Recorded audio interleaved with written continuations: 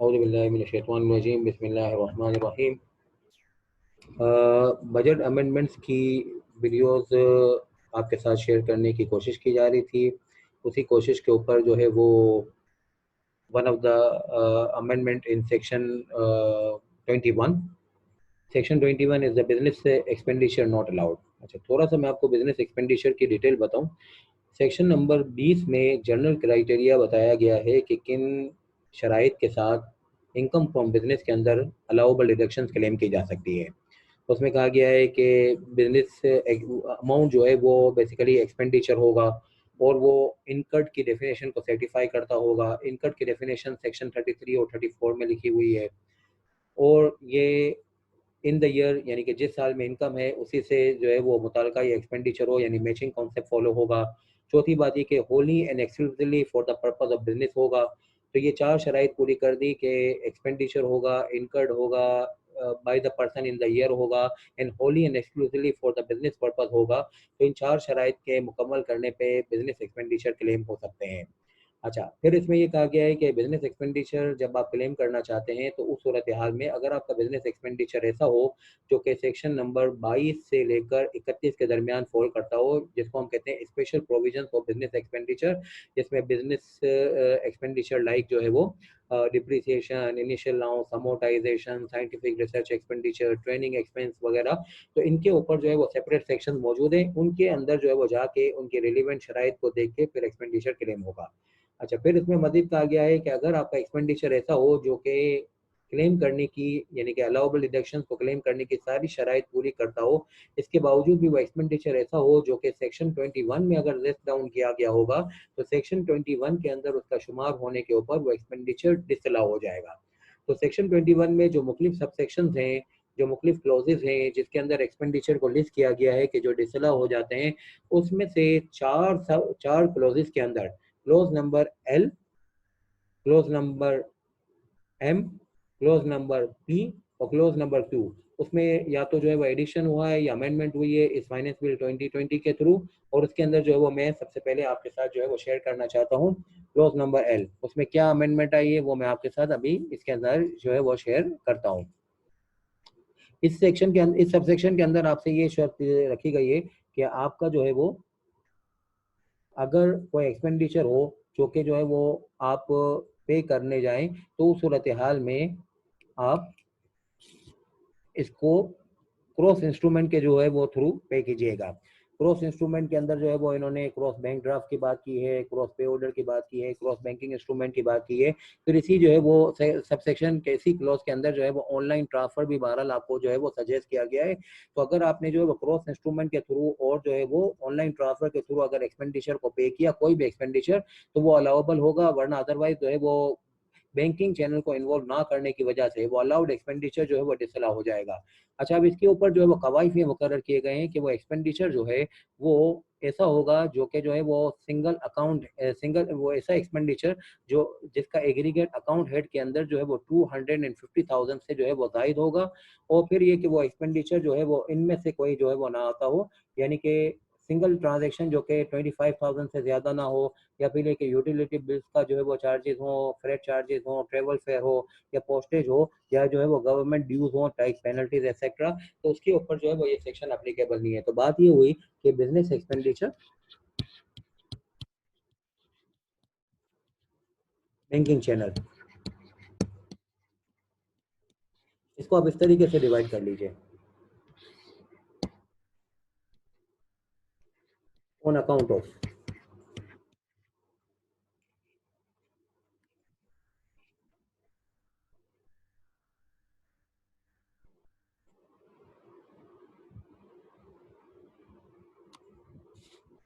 अगर ये अगर ये travel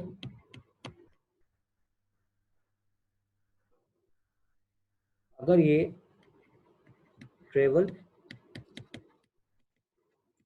rate, utility, postage, government dues, अगर इनकी मद में हो तो ये आउट ऑफ स्कोप है। इसको आप जो है वो चाहें तो बैंकिंग चैनल के थ्रू पे करें, बैंकिंग चैनल के थ्रू पे ना करें, इसमें कोई हर्ज नहीं है। अच्छा, फिर दूसरी सूरत हाल अदर पर्पजेस। अच्छा, इनवॉइस नॉट एक्सीडिंग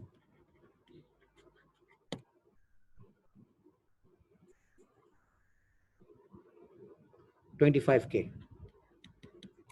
अच्छा, बजट से पहले ये है वो, ये बजट के अंदर ये प्रपोज किया गया है कि ये 25K की लिमिट होगी। प्रायर टू दी बजट जो है वो ये लिमिट जो है वो 10,000 की थी, अब ये 25,000 पे इन्हांस कर दी गई है। तो अगर इनवॉइस का अमाउंट जो है वो 25,000 से जायद नहीं है तो उस सूरत हाल में आप इसको आउट ऑफ स्कोप समझिए।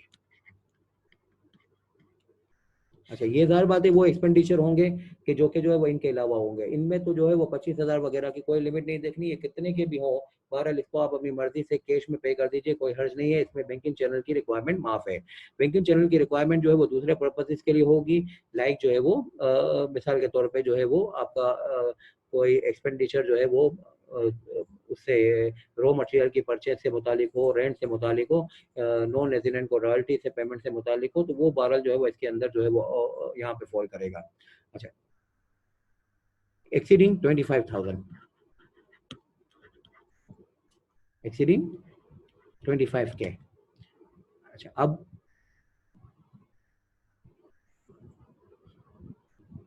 एक्सीडिंग 25K में आप ये देखिएगा, aggregate for the year not exceeding 250K। Budget से पहले जो है वो ये 250K जो है वो 50K था, तो उस सूरत हाल में अगेन ये आउट ऑफ स्कोप है। अच्छा, और अगर ये एग्रीगेट एक्सीडिंग 250K तो उस सूरत हाल में विद इन द स्कोप। तो बात इस तरीके से हुई कि इस सेक्शन के अंदर, इस सब सेक्शन के अंदर, इस क्लोज के अंदर दो लिमिटें हैं, एक 25,000 की लिमिट है और एक जो है वो 2.5 लाख की लिमिट है। ये 25,000 की लिमिट जो है वो बजट से पहले जो है वो 10,000 रुपए की थी, और जो है वो 2.5 लाख की लिमिट जो है वो बजट से पहले जो है वो 50,000 रुपए की थी। बात इस तरीके से होगी कि कोई भी बिजनेस एक्सपेंडिचर हो, अगर जो है वो इनके अलावा होगा, travel fare, travel fare, freight, utilities, postage and government dues, तो उस सूरत हाल में आपको ये वाले क्लोज नंबर एल को 2.5 लाख और 25,000 की लिमिट के अंदर प्रोसेस करना होगा। अब इनके अलावा कोई पेमेंट है, लाइक रेंट की पेमेंट है, लाइक रॉयल्टी की पेमेंट है, लाइक जो है वो फी फॉर टेक्निकल सर्विस की पेमेंट है, लाइक जो है वो कोई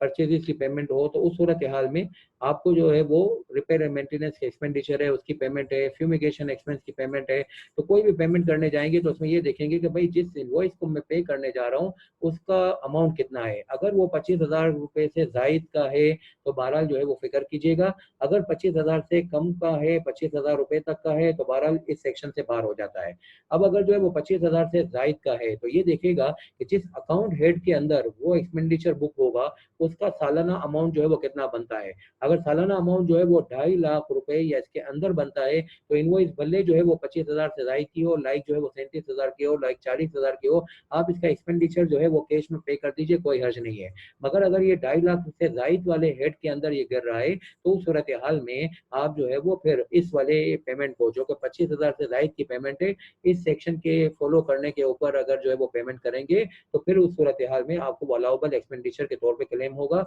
यानी कि इस सेक्शन के तहत क्या बात हो रही है कि आप उसको जो है वो क्रॉस इंस्ट्रूमेंट के थ्रू पे कीजिएगा या ऑनलाइन ट्रांसफर कीजिएगा जो कि वेरीफाइबल होगा आपके बिजनेस बैंक अकाउंट है, तो ये जो है वो बहरहाल तरकीब होगी।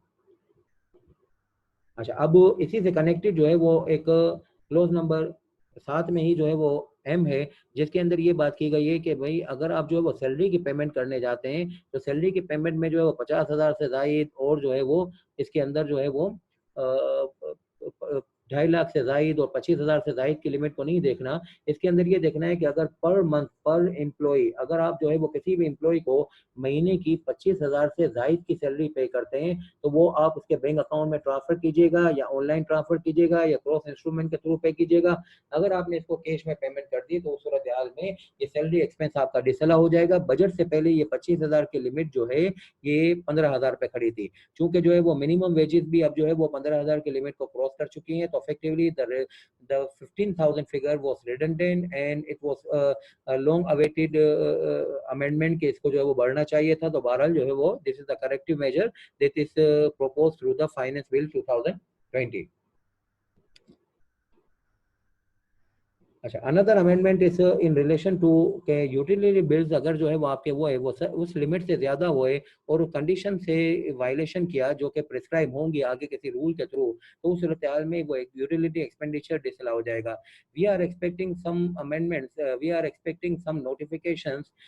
सिमिलर टू द पैटर्न जो कि सेल टैक्स लॉ के प्रोविजन हैं। यूटिलिटी बिल्स जो है वो आपको इस ग्राउंड के ऊपर शायद डिसअलाउ कर दिए जाएंगे कि आपका जो है वो मीटर आपके नाम पे नहीं है, आपका मीटर आपके बिजनेस के नाम पे होना चाहिए, बिजनेस के नाम पे नहीं है, रेंटेड प्रीमिसेस है तो रेंट एग्रीमेंट के अंदर उसकी जो है वो कवायद जो है वो शवाहिद के साथ मौजूद होंगे, तो उस सूरत हाल में ये यूटिलिटी एक्सपेंडिचर अपोला होगा। अच्छा, लिमिट का तस्करा इस तरीके से किया गया है कि इसके अंदर जो है वो दिस इज एक्सपेक्टेड कि they will be disallowing those utility expenditures that are relevant to non core business areas like जो है वो एक ओपन स्पेस है या जो है वो एक रिमोट जो है वो आपका वेयर हाउस है जो कि किसी काम का नहीं है, उससे रिलेटेड यूटिलिटी एक्सपेंडिचर डिसअलाउ हो जाएंगे। इसके अलावा जो है वो वर्कर्स कैंटीन, वर्कर्स जो है वो रेस्ट हाउसेज, रिक्रिएशन रूम, उसके रिलेटेड जो है वो यूटिलिटी एक्सपेंडिचर डिसअलाउ हो जाएंगे और जो है वो रेजिडेंशियल कॉलोनीज के डिसअलाउ हो जाएंगे। This is the similar amendment जो कि जो है वो भारत सेल टैक्स लॉ में काफी साल से राइज है। वहाँ पे जो है वो इनपुट इस ग्राउंड के ऊपर डिसअलाउ हो जाता है कि आपका जो है वो यूटिलिटी बिल जो है वो relevant to the residential colonies of workers है और यहाँ पे बहरहाल या इस वजह से डिसअलाउ या डिसअलाउबिलिटी जो है वो यहाँ पे एक्सपेंडिचर की हो जाएगी कि आपका जो है वो यूटिलिटी बिल जो है वो relevant to the workers canteen या वर्कर्स रेस्ट हाउसेज या वर्कर्स जो है वो रेजिडेंशियल कॉलोनीज है। मगर बहरहाल इसके ऊपर अभी जो है वो रूल्स या नोटिफिकेशन जो है वो अवेटेड है। जब तक ये बात नोटिफिकेशन के थ्रू नोटिफाई नहीं हो जाती, till the time you are allowed to claim the whole of your utility expenditure. A major amendment about forcing the people to sell their products only to the sale tax registered person, and this is the measure towards the improving of the documentation. This is the major concern, one of the major concern कि हमारे यहाँ पे जो है वो sale tax में लोग registered नहीं हो रहे, तो बहरहाल इसके ऊपर जो मुख्तलिफ जो है वो कोशिशें की जा रही हैं। This is also one of the major. Sale tax law में भी एक जो है वो सिमिलर जो है वो प्रोविजन मौजूद है कि अगर आप जो है वो अनरजिस्टर्ड पर्सन को सेल करते हो एक लिमिट से ज़्यादा, तो उस सूरत हाल में आपका जो है वो इनपुट टैक्स डिसला हो जाता है। यहाँ पे सूरत हाल ये कि अगर आप जो है वो किसी कस्टमर को सेल करते हो जो कि सेल टैक्स में रजिस्टर्ड नहीं है, अब उस रजिस्टर्ड ना होने के मैटर के ऊपर आपके साथ ये होगा कि आपके जो बिजनेस एक्सपेंडिचर है वो एक्सपेंडिचर जो है वो proportion of sales to unregistered person to total turnover, यानी कि अनरजिस्टर्ड पर्सन को जो सेल की गई है उसका जो है वो टोटल सेल्स में जो शुमार जात है उस प्रोपोर्शन से आपके बिजनेस एक्सपेंडिचर जो है वो डिसला हो जाएंगे। और इसके लिए जो है वो ये फार्मूला जो है वो बयान किया गया, इसको इस तरीके से वर्कआउट कर लीजिए कि अगर आपकी टोटल सेल्स जो है वो 1,000 रुपए की है और आपके जो है वो अनरजिस्टर्ड पर्सन को सेल जो है वो 400 रुपए की है, यानी कि 40% सेल्स जो है वो आप अनरजिस्टर्ड पर्सन को कर रहे हो और आपकी जो है वो बिजनेस एक्सपेंडिचर जो है वो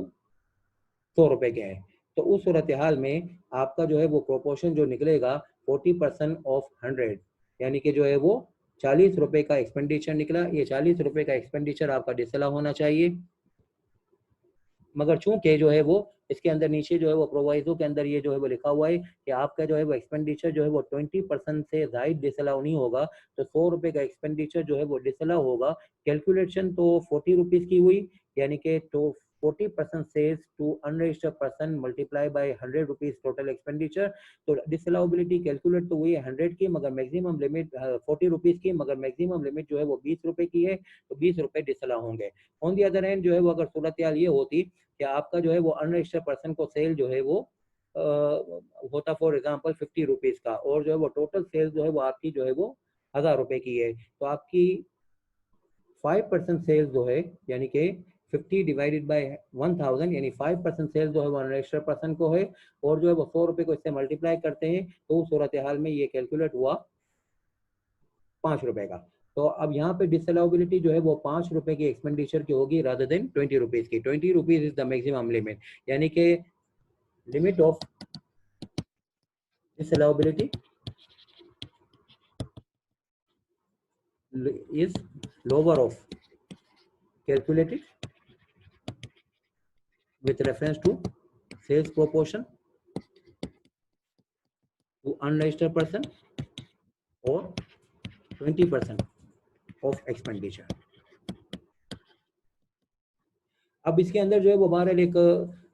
दो प्रॉब्लम्स हैं, इसको जो है वो बजट को अप्रूव करते वक्त जो है वो ज़ाहिर बात है निशानदेही की जाएगी कि ये किस तरीके से जो है वो वेरीफाइबल होगा कि ये बंदा रजिस्टर्ड होने के लिए लायबल है और ये रजिस्टर्ड नहीं हो रहा, तो इस सूरत हाल में इसको सेल में ना करूं वरना मेरा एक्सपेंडिचर डिसअलाउ हो जाएगा। फिर दूसरी बात ये है कि अब हर आदमी को जो है वो अगर आप ये मजबूर करोगे कि वो आपके साथ डेटा शेयर करे कि is liable to be registered और नॉट रजिस्टर्ड, तो वो हर कोई तो आपके साथ जो है वो ये कोऑपरेट नहीं करेगा। अगर आप अपने आप को मैनेज कर लो वेरीफाई करने के लिए, तो वो कोऑपरेट ना करेगा, इसके ऊपर आपका कस्टमर टूटेगा। तीसरी सूरत हाल ये कि जो है वो इसमें एक्सपेंडिचर जो है वो ऑन लमसम बेसिस जो है वो डिसअलाउ किए जा रहे हैं। हालांकि बहुत सारे एक्सपेंडिचर ऐसे होंगे जो कि सेल्स टू अनरजिस्टर्ड पर्सन से मुतालिक ही नहीं होंगे, लाइक फाइनेंशियल चार्जेस हैं, लाइक जो है वो सूरत हाल है कि कुछ ऐसी जो है वो सेल्स जो कि जो है वो बेसिकली कंफर्म है। फॉर एग्जांपल जो है वो कुछ ऐसी सेल्स हैं जो कि आइडेंटिफाइड जो है वो टेरिटरी में की जा रही है, या आइडेंटिफाइड जो है वो एंगल के साथ आइडेंटिफाइड कस्टमर के साथ की जा रही है, जिसके जो है वो एक्सपेंसेस जो है वो रेडीली आइडेंटिफाइबल होते हैं। तो उस सूरत हाल में ओवरऑल एक्सपेंडिचर की बेस पे जो है वो एक्सपेंडिचर को डिसअलाउ करना, ये बहरहाल जो है वो एक इर्रेशनल मूव जो है वो लगता है, मगर एक बहरहाल दिस इज द सिनेरियो कि जो कि इस बजट के अंदर प्रोपोज है। तो मैंने आप लोगों के साथ जो है वो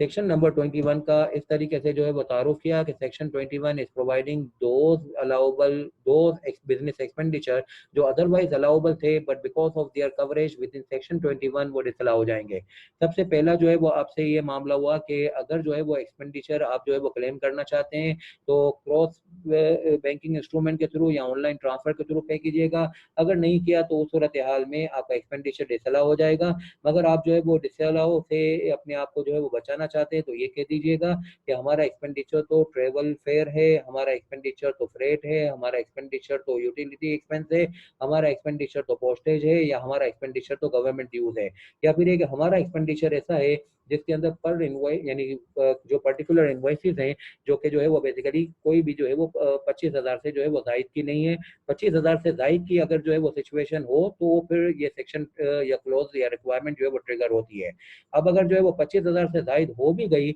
इनवॉइस की फिगर, तो उस सूरत में ये देखना पड़ेगा कि एग्रीगेट ऑफ द हेड जिसके अंदर वो इनवॉइस जो है वो गिरेगी अकाउंट फॉर होगी, उसका जो है वो क्या मामला बनता है। अगर एग्रीगेट ऑफ द हेड जो है वो 250,000 से जायद होगा तो फिर जो है वो एक्सपोजर आएगा इस नॉन कंप्लायंस का। अदरवाइज अगर एग्रीगेट जो है वो 250,000 से जायद का नहीं है तो उस सूरत हाल में आपको जो है वो इस सेक्शन का कोई एक्सपोजर नहीं है। ये सेक्शन जो है वो डिसअलाउ कर देगा आपके एक्सपेंडिचर को जो अदरवाइज अलाउबल था because of your non compliance of the